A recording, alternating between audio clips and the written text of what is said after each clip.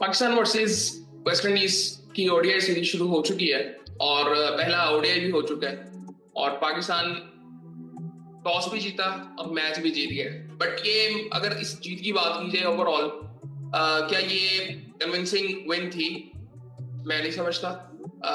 पूरे मैच को अगर देखें तो आई थिंक इतना मुश्किल था मैच देखना इतना मुश्किल था दोनों टीमों की तरफ से। और मैं सिर्फ ये नहीं कहूंगा कि सिर्फ पाकिस्तानियों के लिए मुश्किल होगा, जो वेस्ट इंडीज से लोग देख रहे थे, वेस्ट इंडीज में लोग देख रहे थे, उनके लिए भी मुश्किल होगा, क्योंकि दोनों टीमों ने तकरीबन एक तरह से ही खेला है। सिर्फ खेला एक तरह से नहीं है, इनके मसले भी सिमिलर हैं जो इनके साथ चल रहे हैं। यार पहले स्कोर कार्ड आपको बताता हूँ, फिर उसके बाद बात करते हैं। पाकिस्तान टॉस जीत गया। मेरे लिए एक तसल्ली की बात ये थी कि टॉस जीता है तो कॉन्फिडेंस तो थोड़ा सा होगा कि आप टॉस जीते हो। यार बॉलिंग का फैसला किया पाकिस्तान ने और वेस्ट इंडीज बैटिंग के लिए आया, सो मुझे था कि यार ठीक है। और वेस्ट इंडीज रिसेंट टाइम्स में अगर देखें तो उन्होंने कोई इतनी खास क्रिकेट खेली नहीं है, लेकिन वनडे में वो पिछले कुछ टाइम से बेहतर हैं। मतलब उनके कुछ इंडिविजुअल बैट्समैन हैं, उनकी अच्छी परफॉर्मेंसेज हैं। सो खैर वेस्ट इंडीज की तरफ से ब्रेंडन किंग जल्दी आउट हो गए थे, एमिल लेविस ने 60 रन बनाए। पर वो आई थिंक जब वेस्ट इंडीज बैटिंग कर रहा था कुछ नहीं ऐसा लग रहा था कि पता नहीं एक्स्ट्रा ऑर्डिनरी बॉलिंग पाकिस्तान की तरफ से हो रही है, कुछ ऐसा नहीं था। बिल्कुल डिसेंट बॉलिंग थी। जो टोटल उन्होंने किया, आई थिंक टोटल तो ज्यादा उन्होंने कर लिया था। पाकिस्तान को आई थिंक ये नहीं करने देना चाहिए था। डेथ बॉलिंग का मसला अभी भी है, डेथ बॉलिंग है ही नहीं, डेड बॉलिंग है। सो आई थिंक खैर ये मसला था। उसके बाद कैटी जो वन डाउन आते हैं उन्होंने 30 रन बनाए और उनकी एवरेज काफी जबरदस्त थी, मैंने इनकी जब देखी। और पिछले कुछ टाइम से काफी परफॉर्म कर रहे हैं। शायद वो अपने 55 रन बनाए 77 बॉलों पे। 71 का स्ट्राइक रेट था। ये भी एंड पे इन्होंने थोड़ा सा बेहतर किया था, वरना इससे भी नीचे था। रदरफोर्ड जल्दी आउट हो गए थे और मुझे समझ नहीं आई ये इस नंबर पे क्यों खेल रहा था। मतलब इसके लिए आखिरी 10 ओवर होने चाहिए बस। रदरफोर्ड आखिरी 10 मैक्सिमम 15 ओवर। चेज इसके बाद आया है जिसने 53 रन बनाए थे। चेज को आई थिंक ऊपर आना चाहिए था।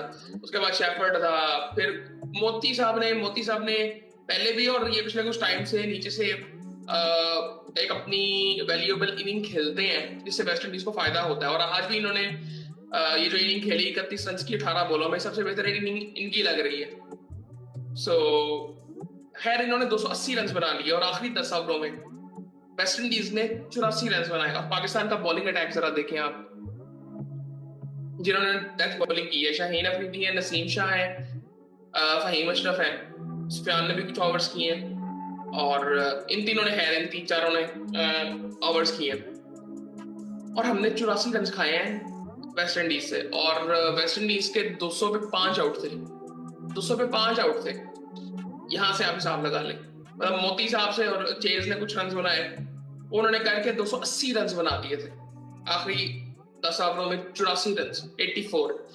सो ये सूरत हाल थी। तो बॉलिंग बिल्कुल फजूल थी, बिल्कुल मजा नहीं आ रहा था मैच देखने का। जब पाकिस्तान बॉलिंग कर रहा था वो बिल्कुल आई थिंक एक पिच में भी मेरे ख्याल से कुछ था नहीं। थोड़ा सा था कि थोड़ा सा विकेट मिलता था बॉल को तो बॉल बाउंस करती थी थोड़ा सा, जिस तरह साइम आउट हुआ था। वेस्ट इंडीज जब बैटिंग कर रहा था तब भी ऐसा हो रहा था, लेकिन कोई ऐसा नहीं था कि आपको बहुत पता नहीं क्या हो गया। और उसका मतलब ये चीज प्रूव की फिर पाकिस्तान जब बैटिंग के लिए आया। बैटिंग में भी मैं ये नहीं कहूंगा कि पाकिस्तान की बहुत कन्विंसिंग जीत बैटिंग की वजह से थी, कुछ ऐसा नहीं था। खैर पाकिस्तान ने बैटिंग शुरू की, डिसेंट स्टार्ट था पाकिस्तान का भी। अब्दुल्ला ने 29 रन बनाए, साइम जल्दी आउट हो गया था 5 रन बना के, अच्छा बॉल था। बट ये एक्सक्यूज मुझे लगता है किसी बैट्समैन को देना नहीं चाहिए कि अच्छा बॉल पड़ गया तो ये वो। खैर उसके बाद बाबर आजम ने 10 रन बनाए 64 बॉलों में। बोरिंग इनिंग थी, बिल्कुल बोरिंग इनिंग थी। 73 रन। और मैं इंडिविजुअल्स में बात ही नहीं अब करूंगा। मुझे लगता है कि मैं तो खैर सपोर्टर हूँ बाबर आजम का। और मुझे सिर्फ लगता है कि वो उनकी एवोल्यूशन हो ही नहीं पा रही, वो रुक गए हैं एक जगह पे। और वो तब्दीली उनमें नजर ही नहीं आ रही पिछले कुछ सालों से कि थोड़ा सा कोई इंप्रूवमेंट आई हो। वो मेंटली तौर पर एक जगह पे रुक गए हैं, पता नहीं है कैसे ठीक होगा। मोस्टली ये चीजें जब जिंदगी में होती हैं तो इंसान सोचता है उसके बारे में, फिर सोल्यूशन ढूंढता है, फिर अपने आप को बेहतर करता है। बाबर आजम की एवोल्यूशन एज अ बैटर भी है, वो एज अ क्रिकेटर भी है, वो नजर नहीं आ रही। वो जब थोड़ा मतलब अपने आप को एक्सप्रेस करते हैं ऑन द ग्राउंड, वो ऐसे लगता है कि इट्स फेक से मेरी मुराद ये है कि वैसे लगता है कि अपने आप को एक्स्ट्रा पुश कर रहे हैं, वो करना नहीं वो चाहते। सो आई थिंक वो मेंटली तौर पर वो एक जगह रुक चुके हैं, वो इम्प्रूवमेंट नजर आ ही नहीं रही कि उन्होंने अपने आप को बेहतर किया हो। मैं ये नहीं कहता टेक्निकली उनमें मसले होंगे, टेक्निकली ठीक है, वो एक दो मसले होते हैं, वो ठीक हो जाते हैं, और वो हो भी ना, उसके साथ भी आप बहुत कुछ कर सकते हैं। लेकिन वो एवोल्यूशन, वो इम्प्रोवाइजेशन, वो तो इम्प्रोवाइजेशन का तो हमसे कोई ताल्लुक ही नहीं ना। मैं तो वो बात ही ये नहीं कर रहा कि इम्प्रोवाइजेशन का हमसे क्या ताल्लुक है। एक बिल्कुल सिंपल सी चीज है कि हमें डॉट बॉल्स कम खेलनी है, वो आज तक हमें समझ ही नहीं आई, ये कॉन्सेप्ट ही नहीं समझ आता हमें कि डॉट बॉल्स हमने कम खेलनी है। और पाकिस्तान की बैटिंग लाइनअप भी बड़ी लंबी थी। खैर बाबर ने 47 रन बनाए 64 बॉलों में। खैर ये भी कह सकते हैं कि काफी अर्से बाद वो मैच खेल रहे थे, एक एक्सक्यूज हो सकता है। रिजवान ने 53 रन बनाए 69 बॉलों में, इनका भी मतलब 76 का स्ट्राइक रेट इनका भी था। सलमान आगा 26 बॉलों में 23 रन बना के आउट हुए। फिर हसन नवाज और हुसैन तलत आते हैं। अब यहाँ पे देखें कि साइम अयूब, अब्दुल्ला, बाबर, रिजवान, सलमान आगा, 5 आपके टॉप के बैट्समैन आउट हो जाते हैं। अभी भी आपके प्रॉपर बैट्समैन खड़े हुए हैं, हुसैन तलत और हसन नवाज। अच्छी बात, बहुत अच्छी बात है। बट क्या आपकी बॉलिंग लाइनअप इतनी स्ट्रांग है? नसीम शाह की, मुझे उस बंदे की समझ ही नहीं आ रही, पता नहीं कितने सालों से वो बंदा खेल रहा है, वो उसका कंट्रोल ही नहीं है। आज भी उसका बैलेंस लूज हो जाता है, उसको पता ही नहीं उसका बॉल गिरेगा कहां पे, वो कंट्रोल ही नहीं है, मैं क्या करूंगा क्या होगा। मैं वही बात कर रहा था ना कि इम्प्रोवाइजेशन, एवोल्यूशन इंसान की जो होती है, कि जिसमें इंसान बेहतर हो रहा होता है, अपने आप को बेहतर समझता है, अपनी गेम को बेहतर समझता है, वो तो किसी के साथ भी नहीं होता ना हमारे यहाँ पे। उसकी एक वजह ये है कि वो माहौल ही नहीं है। और आप जरा सा टैलेंट देखते हैं तो वो पाकिस्तान टीम में आ जाता है कि जी मुल्क में एक टैलेंट नजर आ गया पाकिस्तान टीम में, और बहुत रेयरली उसमें से लोग फिर अपने आप को बेहतर कर पाते हैं। अभी हसन नवाज भी मेरे लिए तो एक हैरानकुन चीज है कि जिस तरह मेरे ख्याल से इसको बहुत जल्दी डाल दिया गया था अभी भी, लेकिन फिर भी वो परफॉर्म जिस तरह से कर रहा है, वो टैलेंट इतना जबरदस्त है, वो कर रहा है परफॉर्म, बहुत अच्छी बात है। बट हमारे यहाँ पे अगर कोई सिस्टम होता तो मैं जरूर कहता कि वो सिस्टम से होके आए, उसमें अपने आप को, वो कहते हैं ना जी, कोई लोग डायमंड बनने में उसको प्रेशर एक चाहिए, वो प्रेशर वहां से गुजर गया है, हम वो प्रेशर डालते हैं आगे इस क्या कहते हैं टॉप लेवल क्रिकेट में, पाकिस्तान टीम में आके, जो कि मैं समझता हूँ कि बिल्कुल फजूल सी चीज है। और ये बात पता नहीं हमें समझ आएगी कि नहीं आएगी, आज तक तो नहीं आई। जितनी देर से मैं फॉलो कर रहा हूँ उससे पहले भी ऐसे ही था। खैर उसके बाद हसन नवाज ने 63 रन बनाए 54 बॉलों में।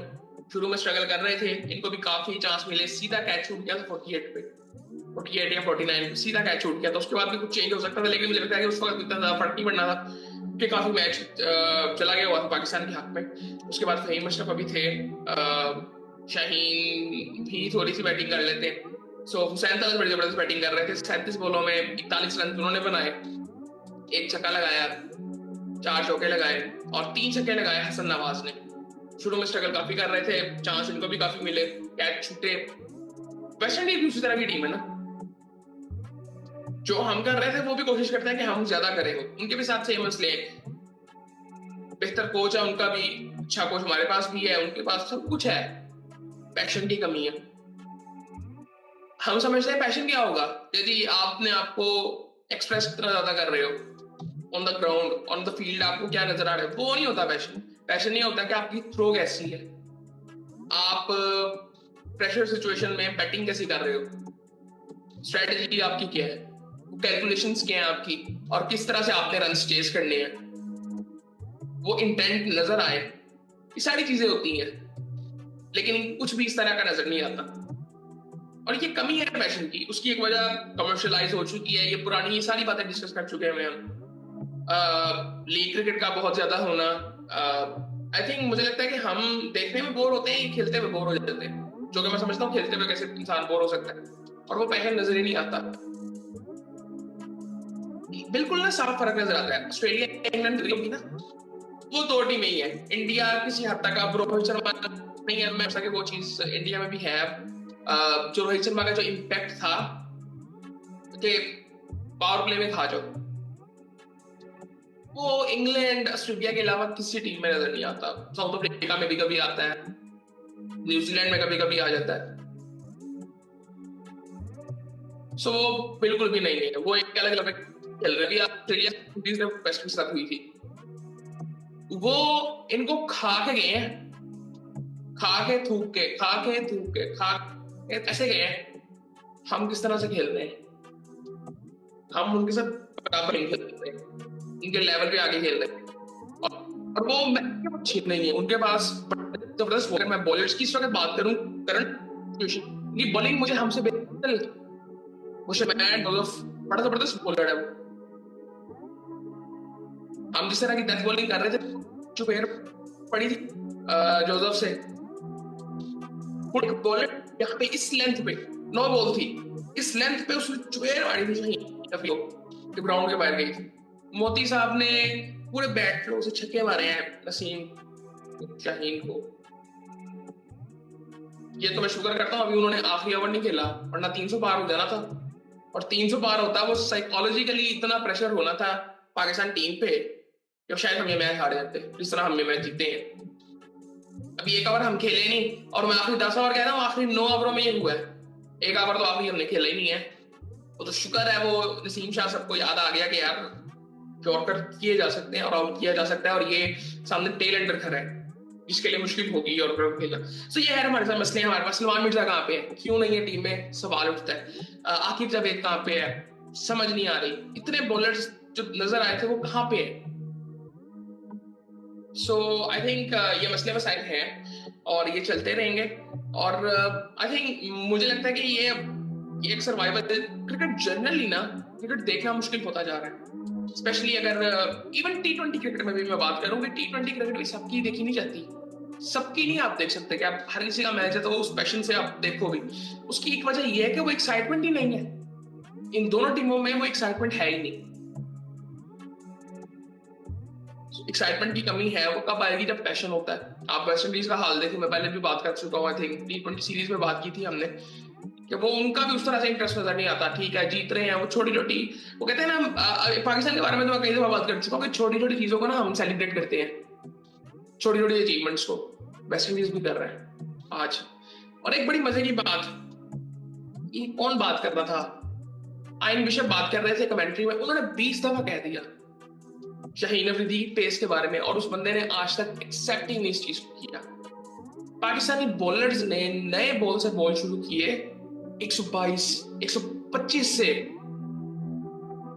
इन्होंने आखिरी 2-3 ओवर जो है वो अपनी फुल पेस पे किए हैं। वो पता नहीं अब 140 भी क्रॉस हुआ था कि नहीं हुआ था। वेस्ट इंडियन जो बॉलर्स थे, पैशन उनमें भी नहीं नजर आता मुझे उस तरह से। उनकी बॉलिंग देखे, दूसरी तीसरी ओवर में उनकी पेस 140 पे थी। इवन सुफियान मुकीम की हम बात कर रहे हैं, वो शुरू में तो मुझे लगता है कि वो पहले 5-6 ओवर वो बॉल सही कर रहे थे। अब वो सामने मारने वाले भी ऐसे नहीं थे, वो कर रहे थे वो अपनी बॉलिंग। उनको भी आखिरी 3 ओवरों में ना वो इम्पैक्ट नजर आता है। आखिरी 3 ओवरों से पहले 7 ओवरों में मुझे उनकी गुगली नजर नहीं आई कि उन्होंने गुगली की है। पता नहीं वो ट्राई कर रहे थे, वो कॉन्फिडेंस उनमें नहीं होता। लोग आजकल बड़ी बात कर रहे हैं लोग कि जी सुफियान मुकीम को डालें, वो बड़ी जबरदस्त बॉलिंग कर रहे हैं। बहुत अच्छी बात है, डालना चाहिए, बहुत अच्छा टैलेंट है। ठीक है स्पिनर्स नहीं है हमारे पास, बट मैं फिर वही बात कहूंगा, आज हम खिला लेंगे ना, तो हम जब बाहर करेंगे ना इसको, तो फिर हम दोबारा इसको ला नहीं सकेंगे, ये फिर बाहर हो जाएगा जिस तरह बाकी बॉलर के साथ होता है। इसीलिए वो जो पॉलिश होना होता है वो एक सिस्टम में रह के होना होता है। अब मैं अगर सिस्टम होगा तो मैं कहूंगा कि वहां पे पॉलिश हो। अब बात ये है कि इधर भी कुछ नहीं है, इधर भी कुछ नहीं है। सो वो सही गलत कुछ कहा नहीं जा सकता कि क्या करें। अब ये ठीक है कि वो ठीक होता, इसीलिए मैं इस हक में नहीं था कि वो अभी वनडे की बॉलिंग में आए। वो करते रहे T20 में बॉलिंग, अब यहाँ पे भी कर रहे हैं। ठीक है, बड़ी अच्छी बात है, कॉम्बिनेशन भी ठीक ही लग रहा है। बट आपके पास कोई ऐसा बॉलर नहीं है कि आप उसको बुलाओ यार आउट कर, नहीं है, पहले होते थे। आपके पास कोई ऐसा बैटर नहीं है जो क्रिकेट उस तरह की खेल रहा हो कि एक्साइटमेंट देखने वाले को जरा आती है ना, बिल्कुल नहीं आ रही थी, बोरियत हो रही थी। वो तो इंटरेस्टिंग मैच 180 के बाद बन गया जब बाबर साहब 118 पे आउट हुए, रिजवान भी आउट हो गए, 180 पे 5 आउट थे पाकिस्तान के, और अब ये दोनों नए बैट्समैन, और वहां पे हमारी हालत वेस्ट इंडीज से बुरी थी। वो तो, और इसमें मैं आपको एक बात बताता हूँ, एक बड़ी इंटरेस्टिंग चीज है। हुसैन तलत, जब ये T20 में इनको डाला गया था ना, मैंने पहले बात की थी कि जब इन्होंने चैंपियंस वनडे कप में फॉर्म किया, इनको वनडे में डाले आप, ये वनडे का प्लेयर है, बहुत बेहतर प्लेयर है, T20 के भी है लेकिन वनडे का बहुत बेहतर प्लेयर है। ये उस वजह से है, वो जो कॉन्फिडेंस इनमें था, इनके पिछले कुछ सालों की स्ट्रगल देखें, इन्होंने 6 साल पहले वनडे खेला था, वो मेहनत जो इसने की है ना, बहुत कम लोगों ने की है। मैं ये नहीं कहता कि उसके रिजल्ट जो उसने मेहनत बड़ी ठीक की होगी, लेकिन वो थोड़ा सा नजर आया था चैंपियंस वनडे कप में, वो मेच्योरिटी, वो वो जो ब्रेन की एक एवोल्यूशन होती है ना, कि मैंने अपने आप को बेहतर किया और मैं अपने आप को बेहतर समझता हूँ, वो हुसैन तलत में चैंपियंस वनडे कप में नजर आया था, जिसके बाद मैंने इसके बारे में बात करनी शुरू की थी। इसको वनडे में डालें, वनडे में जरूरत है, वनडे क्रिकेट इतनी ज्यादा होती नहीं है वैसे, लेकिन खैर वो इस वजह से नजर आया कि वो ये जो प्रेशर सिचुएशन थी, जो वनडे कप में ये काफी दफा उस चीज से गुजर चुका है, इन्हीं नंबर्स में खेल रहा था वहां पे भी, 5वें 6 नंबर पे, और वो इस सिचुएशन से गुजरा हुआ है, इसी वजह से यहाँ पे उसने परफॉर्म किया है। अदरवाइज यहाँ ये तो सिचुएशंस आती नहीं है, अगर आती भी हैं तो वो आप किसी प्लेयर को डाल दें, इवन बाबर को डाल दें, रिजवान को डाल दें, वो फंसेंगे इधर। जो नॉर्मल सिचुएशन थी, आप, मुझे समझ नहीं आती कि हम पहले 10 ओवर को एग्जीक्यूट क्यों नहीं करते। साइम यूं हो गए भाई, सामने वाली टीम को तोड़ना है, 280 करना था तो तुम्हें 80 रन बनाने हैं पावर प्ले में अब्दुल्ला के साथ। अब्दुल्ला मुझे आज बेहतर लग रहा था इस मैच में, वो इसलिए आज बेहतर लग रहा था कि डॉट बॉल्स कम खेल रहा था, फिर भी वो लग नहीं रहा था कि डॉट बॉल्स खेलनी है उसने भी, लेकिन उस तरह से नहीं, वो डिफेंसिव अप्रोच जो उसकी होती है बुकिश, कि रोकी जाओ रोकी जाओ रोकी जाओ, वो वाला नहीं था। कोशिश कर रहा था कि मैं सिंगल लूं, निकल नहीं रही थी, कोशिश कर रहा था, सो वो नजर आ जाता है। बाबर को थोड़ा सा ये देखना, बाबर अगर डॉट बॉल्स खेलना बंद कर दे, आई थिंक इसका स्ट्राइक रेट मेरे ख्याल से वो 130 140 पे चला जाएगा। वैसे ही ये स्ट्राइक रेट की बातें होती है ना, ये आप स्ट्राइक रेट की तो बातें करते हैं, आप डॉट बॉल्स की बातें नहीं करते। डॉट बॉल खत्म करें, आपका स्ट्राइक रेट 100 से ऊपर वैसे ही चला जाता है, बड़े से बड़ा बैट्समैन भी है, डॉट बॉल खत्म करें, उसकी हम बात नहीं करते। खैर ये बातें बड़ी लंबी हो सकती हैं, और ये सारी बातें रिपीट हो रही है, मुझे इतना गुस्सा चढ़ता है कि जब ये सारी चीजें मैं रिपीट कर रहा होता हूँ। और आई थिंक एक्साइटमेंट थी नहीं मैच में, मैंने बड़ी मुश्किल से मैच देखा है, और मुझे वर्थ इट ही नहीं लगा।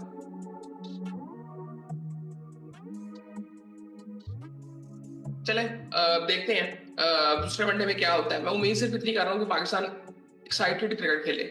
इवन वेस्ट इंडीज, हम वेस्ट इंडीज से आई थिंक वो हमारे से आखिरी दफा 91 में जीते थे, आई थिंक पता नहीं कितने साल हो गए। यार उसमें ये वजह नहीं है कि उनकी टीम अच्छी नहीं आई होगी, वो एक चीज आप कह सकते हैं कि वो एक आई थिंक आपकी मेंटली भी वो एक चीज होती है ना, कि हम, मैं ये नहीं कहूंगा कि वो ऐसा होगा कि हम आपसे जीत नहीं सकते, ऐसा कुछ नहीं है, वो इक्वली अच्छी टीम है, लेकिन वो एक चीज आपके जहन में होती है, जिस तरह पाकिस्तान इनसे खेल रहा है, सो कई पाकिस्तानियों के जहन में होता होगा कि यार इनको तो हम हराएंगे अब फिलहाल इस सूरत हाल में, लेकिन ऐसा नहीं है। मुझे अभी भी हमेशा लगता है, मुझे कभी नहीं ऐसा लगा कि पाकिस्तान इस टीम को हरा नहीं सकती, किसी टीम के खिलाफ भी ऐसा नहीं लगा। यकीन करें, मैं जब से फॉलो कर रहा हूँ क्रिकेट को, मुझे कभी नहीं ऐसा लगा, क्योंकि हमारे खेलने का तरीका ऐसा था। लेकिन पिछले कुछ सालों में ना हम, मुझे लगता है कि थोड़े से ना बुज़दिल हो गए हैं, नॉन सीरियस हो गए हैं, पैशन कम हो गया है, जिसकी वजह से कमी नजर आती है। सेम वेस्ट इंडीज का मसला ये है, और बाकी आई थिंक इतनी लंबी कुछ बात करने की हमें जरूरत नहीं है, इतनी लंबी तो हमने कर ली है मेरे ख्याल से। और बॉलिंग ज्यादा बड़ा चैलेंज है इस वक्त, बैटिंग में हम किसी ना किसी टाइम पे काबू कर लेंगे। आगा परफॉर्म करेगा, आगा ने आज भी डिसेंट थी, नहीं 23 रन की 25 बॉलों में, ज्यादा बॉलिंग नहीं खेला,